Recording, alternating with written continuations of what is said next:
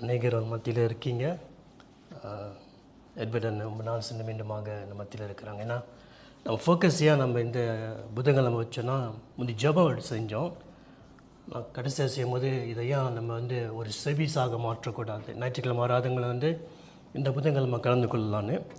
So அவங்களுக்கு Tuesday Wednesday லீவான, so Sunday அவங்களால வர முடியல. ஆகையால் இன்றைக்கு வைத்ததுனால அவங்க கலந்து கொள்வதற்கு ஆண்டவர் அவங்களுக்கு சிலாக்கியம் கொடுத்துருக்கிறாரு. ஆமென். தேவன் அவரோட வீட்டில் இருந்து அவர் ஜனங்களோடு நம்ம ஐக்கியம் கொள்வதற்கு ஆண்டவர் தான் நமக்கு சிலாக்கியம் கொடுக்குறாரு. ஆமென். அப்புறம் புது ஆத்தம் வந்திருக்காங்க, மிஸ் மோனிகா. ஓகே, 2 வாரம் இன்னைக்கு நம்ம டைட்டிலில் பேசினது பொசிஷனிங். ஓகே, நிலை நிறுத்துதல், அந்த காரியத்தை நம்ம கேட்டோம். அதேல தான் நான் பேச விரும்புகிறேன். ஆனால் நீ போகும்போது எந்த காரியத்தை பேச போகிறோமே தெரியாது. இந்த நிலை நிறுத்தலை சொல்லும்போது நம்ம ஒரு இடத்துல சரியான ஒரு பொசிஷனுக்குள்ளே, ஒரு இடத்துக்குள்ளே நம்ம சரியாக நிற்க வேண்டும். அந்த இடத்துல நம்ம வந்திருக்கோம் என்றால் அந்த இடத்துல நின்று, ஆனால் அந்த இடத்துல சும்மா நிற்கிறது மட்டுமல்ல, செயல்படுகிறவர்களாகவும் நீங்களும் நானும் மாற வேண்டும். இங்கே இஸ்ரேல் ஜனங்க பலஸ்தீனோடு யுத்தம் பண்ணுறதுக்கு அந்த வேலி பள்ளத்தாக்குக்கு யுத்தத்தில் பள்ளத்தாக்குக்குள்ளே வந்துட்டாங்க. ஆனால் இவங்களும் பொசிஷன் பண்ணி இருக்கிறாங்க, பலஸ்தீனம் பொசிஷன் பண்ணி இருக்கிறாங்க. ஆனால் அந்த இடத்துல அந்த பொசிஷனில் இருந்து செயல்படுவதற்கு சரியான ஜனங்கள் இல்லை. ஏனென்றால் அவங்க சிந்தனைகளோ அவங்க இருதயங்களோ தேவனோடு சரியாக இல்லாதபடினாலே, தேவனை அறியாததினாலே, தேவனுடைய சிந்தனை இல்லாததினாலே அந்த இடத்துல இருந்து செயல்பட முடியாதபடிக்கு காணப்பட்டது.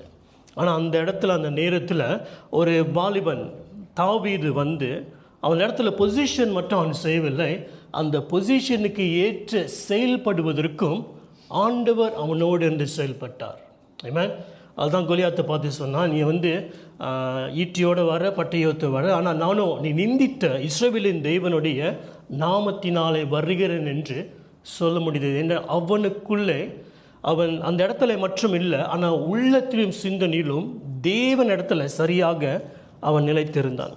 அதான் இயேசு கிறிஸ்து பூமிக்கு வரும்போது அவர் தேவனுடைய அவர் ராஜாவாக இருந்தார். ஆனால் ஜனங்கள் எல்லாம் முதலாவது பொசிஷன் பண்ணும்படியாக அவர் என்ன சொன்னார்? மனம் திரும்புங்கள், பரலோக ராஜ்யம் சமீபமாக இருக்கிறது. அப்போ நம்ம சரியான இடத்துல பொசிஷன் பண்ணின பின்பு அந்த ராஜா நம்மளை என்ன செய்ய முடிகிறது? நம்ம செயல்பட வேண்டிய அந்த ராஜ்யத்துக்குள்ளே நின்று செயல்படுவதற்கு அந்த ராஜாவை என்ன செய்கிறார்? வழி நடத்துகிறார் இருக்கிறார். அதான் மெத்தியூ புஸ்தகத்தில் பார்க்கிறோம். அவர் மனம் திரும்புங்கள் என்று சொன்ன பின்பு அங்கே 5, 6, 7 பார்க்கும்போது அந்த ராஜ்யத்தின் காரியத்தை என்ன செய்கிறாரு? அங்கே போதித்து எப்படி செயல்பட வேண்டும் என்று அங்கே கற்றுக் கொடுக்கிறதை பார்க்கிறோம். அகையில் நம்ம ஒரு இடத்துல வந்திருக்கிறோம், பொசிஷன் பண்ணியிருக்கிறாரு, ஆனாலும் நம்ம செயல்படாதபடிக்கு இருக்க முடியாது. நம்ம செயல்பட வேண்டிய நேரத்திலும் காலத்திலும் நம்ம வந்திருக்கிறோம். அங்கே செயல்பட வேண்டும் என்றால் அது நம்மளுடைய தீர்மானத்தில் அடங்கி இருக்கிறது. ஆபிரகாமை அழைத்தார், ஆனால் ஆபிரகாம் ஒரு இடத்தை மாறி இன்னொரு இடத்துல பொசிஷன் பண்ண அவர் அழைக்கிறாரு. ஆனால் அந்த காரியத்தை செயல்படுவதற்கு ஆபிரகாம் என்ன செய்ய வேண்டும்? அவருடைய அழைப்புக்கு இணைந்து கீழ்ப்படிந்து, அவன் தீர்மானம் எடுத்து கீழ்ப்படிந்து அங்கே மூவ் பண்ண வேண்டும். இப்போ எலியா பார்க்குறோம். எலியா அந்த இஸ்ரவேல் ஜனங்கள் எல்லாமே அவங்க என்ன செஞ்சாங்க? பால் ஆராதிச்சு கொண்டு இருக்கிறாங்க. அந்த அப்படிப்பட்ட சூழ்நிலையில் அவன் கேட்ட ஒரு கேள்வி என்ன? எத்தனை காலங்கள் இன்னும் நீ 2 மனதில் வாழ போகிறோம்? இப்போ கர்த்தர் தெய்வம் என்றால் அந்த இடத்துல பொசிஷன் பண்ணி நீ அதுக்கு ஏற்றபடி நீ செயல்படு. இல்லை பாகால் தான் தெய்வம் என்றால் அந்த இடத்துல பொசிஷன் பண்ணி அதுக்கு ஏற்றபடி நீ செயல்படு என்று ஒரு தீர்மானம் எடுக்கும்படி செய்தார்கள். இப்போ ஷட்ராக், மேஷாக், அபேத்நேகோ பார்க்கும்போது இந்த நெபுகாத்நேசர் பெரிய ஒரு ஸ்டாச்சு அங்கே செய்த பின்பு அவன் வணங்க சொல்கிறான். ஆனால் இவங்க என்ன செய்கிறாங்க? அந்த இடத்துல பொசிஷன் மட்டும் இல்லை, ஆனால் அவங்க உறுதியாக தேவனை பின்பற்ற வணங்குவதற்கு அங்கே உள்ளத்திலேருந்து ஒரு தீர்மானம் எடுத்ததினாலே அந்த பொசிஷனில் இருந்து அதுக்கு அடுத்து செயல்படுவதற்கு நம்ம எடுக்கிற ஒரு தீர்மானமாக காணப்படுகிறது. அல்லேலூயா, ஆமென். அதில் இன்றைக்கு நம்ம வந்திருக்கிறதே ஒரு தீர்மானம் எடுத்து தான் நம்ம செய்கிறோம். தேவனுடைய வீட்டில் பொசிஷன் பண்ணி வந்திருக்கிறோம். தேவன் நம்மளுக்கு அடுத்த ஏற்ற காரியத்தை அவர் வழி நடத்துகிறவராக இருக்கிறார். ஆமென். எபேசியன் போனாடி பார்க்கும்போது எபேசியன் 1:4 பார்க்கும்பொழுது அவர் நம்மளை வைத்திருக்கிறார் என்றால், எங்கே நிலைப்படுத்தி வைத்திருக்கிறார் என்றால், கிறிஸ்துவுக்குள்ளே அவர் என்ன செய்திருக்கிறார்? நம்மை நிலைப்படுத்தி வைத்திருக்கிறார். ஆக ஆண்டவராக, இரட்சகராக, மேய்ப்பராக, தெய்வகுமாரன் இவருக்குள்ளே தான் நம்மளை பொசிஷன் பண்ணி வைத்திருக்கிறார், நிலைப்படுத்தி வைத்திருக்கிறார். வாசிக்க கேட்கலாமா? கொலோசியன் 1:16. Colossian chapter 1 verse 16.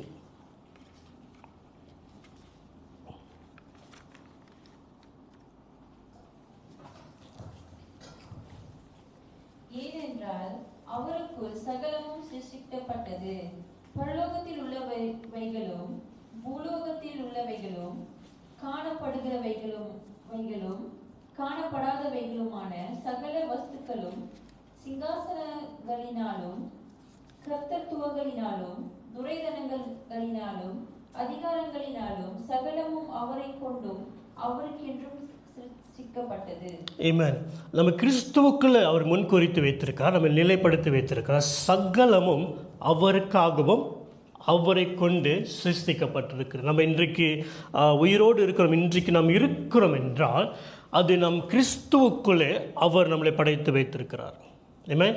நம்மளே தேர்மானிக்கவில்லை, நான் பிறக்க வேண்டும், நான் ஜீவிக்க வேண்டும் இல்லை. அவர் தாமே தீர்மானம் எடுத்து கிறிஸ்து இயேசுக்களை நம்மளை வைத்து, அவர் கிறிஸ்து இயேசுவினால் தான் நம்ம இன்றைக்கு பிழைத்து இருக்கிறோம். ஆகிய நம்ம வாழ்கிற ஒரு வாழ்க்கைக்கு அர்த்தம் இருக்கும் என்றால் நம்ம தேடுகிற அர்த்தம் இல்லை, நமக்கு வேண்டிய எல்லா அர்த்தங்களும், the meaning of our life, நம்ம வாழ்க்கை நம்ம உயிராக இருக்கிறோம் என்றால் அதுக்கு ஒரு அர்த்தம், ஒரு காரணம் இருக்கும் என்றால் நம்ம சுற்றி இருக்கிற காரியத்தை பார்க்க முடியாது, நம்மளை படைத்த நம்ம ஆண்டவர் இடத்துல நாம் பார்க்க வேண்டும். ஆமென். நம்மளை பொசிஷன் பண்ணி வைத்திருக்கிறார். ஆனால் இந்த பொசிஷனில் நம்ம பார்க்க வேண்டிய காரியங்கள், நம்ம ஆரம்பிக்க காரியம் என்னென்றால் நம்ம அவரை பார்த்து நம்ம செயல்பட வேண்டும். தாவீது அந்த கோலியாத்தை சந்திக்கும் முன்பாக, அவன் சந்திக்க போகிற அந்த வாழ்க்கையின் பயணத்தின் பிரச்சனைகளை பார்க்கும் முன்பாக அவனை தேவன் அபிஷேகம் பண்ணிவிட்டார், ஒரு பொசிஷனுக்குள்ளே பண்ணிவிட்டார். ஆனால் அதை சந்திக்கும் முன்பாக அவன் என்ன பார்த்தான் என்றால் தேவனை அவனுக்கு முன்பாக பார்த்தான். இந்த தேவனாலே அவன் என்ன செய்ய முடியும்? இந்த தேவனாலே ஒரு மதிலை தாண்ட முடியும். இந்த தேவனாலே நான் ஒரு சேனைக்குள்ளே, யுத்த காலத்துக்குள்ளே என்னால் இறங்க முடியும் என்று அவன் அங்கே பார்க்கிறான். ஆமென். ஆகையால் நம்மளை கிறிஸ்துவுக்குள்ளே அவர் நம்மளை நிலைநிறுத்தி வைத்திருக்கிறார். அது செயல்பட வேண்டும் என்றால் நம்ம பார்க்க வேண்டிய ஒரு காரியங்கள், நாம் இயேசுவினாலே தான் நான் பிழைத்திருக்கிறேன், இயேசுனால தான் நான் இன்றைக்கும் உயிராக இருக்கிறேன், இயேசுனால தான் இந்த பூமியிலே நான் நடமாடுகிறேன். வேதம் சொல்கிறது நாம் அவருக்குள்ளே தான் நாம் அசைகிறோம், நிலைத்து இருக்கிறோம், நம்ம நடமாடுகிற ஜனங்களாக இருக்கிறோம். ஆக இன்றைக்கு நம்ம ஒரு காரியத்துக்குள்ளே வரும் என்றால், ஒரு சிந்தனை புதுப்பிக்கப்பட வேண்டும் என்றால், நம்மளை குறித்து நம்ம இடத்துல சொல்ல வேண்டும் என்றால் நம்ம என்ன சொல்ல வேண்டும்? என்னுடைய வாழ்க்கையின் அர்த்தங்கள் எல்லாம் தேவனிடத்தில் இருக்கிறது. அவர் தான் என்னை படைத்தார், அவர் தான் என் வாழ்க்கைக்கு அர்த்தம் கொடுத்து இந்த பூமியிலே படைத்தார். ஆமென். இந்த வாரம் தான் எனக்கு தெரியும், சீனங்க ஒரு எல்லா மனுஷனுக்கும் ஹாப்பி பர்த்டே விஷ் பண்ணாங்க. இத்தனை வருஷம் சென்று இந்த வருஷம் தான் எனக்கு தெரியுது, ஓ இப்படியும் ஒன்று இருக்கான்னு. அப்போ நான் சும்மா கேட்டேன், அப்போ ஏன் இந்த நாளில் எல்லா மனுஷனுக்கும் ஹாப்பி பர்த்டே சொல்கிறாங்கன்னு. அவங்க சொன்னாங்க, இந்த 7ஆம் நாளில் தான் எல்லா மனுஷனும் பிறந்தாங்களாம். ஓ அப்போ எல்லா மனுஷனும் பிறந்த இந்த 7ஆம் நாளில் எல்லா மனுஷனுக்கும் ஹாப்பி பர்த்டே சொல்கிறாங்க. அப்போ ஒரு காரியத்தை கற்றுக்கிட்டோம். அப்போ என்ன சொல்கிறாங்க? மனுஷன் பிறந்தாங்க என்று சொல்லும் பொழுது இங்கே நம்ம பார்க்கிறோம், ஆண்டவர் தான் மனுஷனை படைத்தார். இந்த மனுஷனை பிறக்க செய்தது அவர் தீர்மானித்து சித்தம் கொண்டு பிறக்க வைத்தார். ஆனால் அந்த பிறப்பிலும் நோக்கமும் அவர் தான் வைத்தார். ஆமென். ஆக நம்ம இந்த பூமியில் பிறந்திருக்கிறோம். நம்ம எத்தனையோ வருஷத்துக்கு முன்பாக நம்ம பிறந்தோம், அவர் தான் நம்மளுக்கு தாய் யார் தகப்பன் என்று தீர்மானித்தார். நம்ம பிறந்த இந்த பூமியில் நம்ம வாழ்வதற்கும் நோக்கம் அவர் தான் வைத்திருக்கிறார்.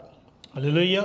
அங்கே பொசிஷன் ஃபிசிக்கலாகவே இந்த பூமியில் பொசிஷன் பண்ணிட்டார், ஆவிக்குரிய விதத்திலும் நம்மளை பொசிஷன் பண்ணி வைத்திருக்கிறார். அப்போ பொசிஷன் மட்டும் நமக்கு போதாது, இப்போ நம்ம செயல்படுவதற்கு நமக்கு நோக்கம் வேண்டும். எதற்காக என்னை படைத்தார், எதற்காக என்னை சிருஷ்டித்தார்?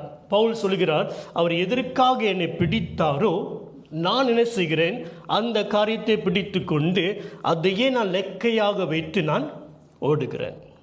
ஆக நம்மளை படைத்து பொசிஷன் பண்ணிவிட்டார், ஆனால் நோக்கம் இல்லாவிட்டால் நம்ம எங்கே செயல்பட வேண்டும், எங்கே மூவ் பண்ண போகிறோம் நம்மளுக்கு தெரியாது.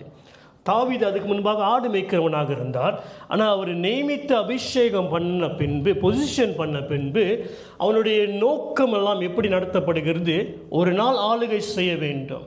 அந்த நோக்கத்தோடு அந்த எண்ணங்களோடு அவனுடைய வாழ்க்கை என்னது அதாக வழி நடத்தப்படுகிறது. அவன் எடுக்க வேண்டிய தீர்மானங்கள், எண்ணங்கள், சந்திக்க வேண்டிய காரியங்கள், போராட்டங்கள் இருக்கிறது. அவனை ஜனங்கள் கூட அவனை மறிக்க, அடித்து சாவடிக்கலாம், இப்படிப்பட்ட காரியங்கள் வந்தாலும் ஒரு காரியம் என்னதென்றால், அவனை எந்த நோக்கத்துக்காக அவரை தீர்மானித்து அவனை தாவீதை நிலைப்படுத்தினாரோ அந்த எண்ணத்தோடு அவன் வாழ்ந்து வந்தான். ஆமென். அந்த சவுலை சந்தித்தா கூட அவருக்கு அவனை கொல்வதற்கு ஸ்லாக்கியம் இருந்தால் கூட அவன் என்ன சொல்கிறான், அபிஷேகம் பண்ணப்பட்டவரை நான் தொடமாட்டேன். இப்படிப்பட்ட காரியங்கள் அவன் வாழ்க்கையில காணப்பட்டது. ஏனென்றால் அவனுக்கு அந்த அழைத்தவருடைய நோக்கங்கள் அவன் பெற்றுக்கொண்டான். ஆக இந்த நோக்கம் அங்கே செயல்பட வேண்டும் என்றால் தாவீதோட வாழ்க்கையில் நம்ம பார்க்கிறோம், அவன் தனியாக போக முடியவில்லை.